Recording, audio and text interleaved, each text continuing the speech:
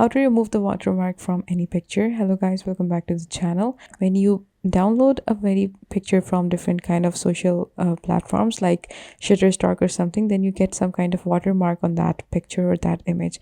So if you want to remove that watermark, I have a website for you which is named watermarkremover.io. Just open that on your desktop and this is how it's going to look like. What you're going to do is you can just click on this option which says upload image, and you can upload the image that you want to remove the watermark for. For example, if I want to go into my pictures and if I find a picture that has watermark in it, actually I don't have such picture, but if you do, then you can just go on, upload that picture, for example this one, open it, and you can remove the watermark from this. And then so you can see it doesn't have a watermark before, but when you will have the watermark, you can just go on and you can check if the watermark has been fully removed, and then you can just click on this option, download image, and you'll have the watermark removed image downloaded for you. So it's that easy guys.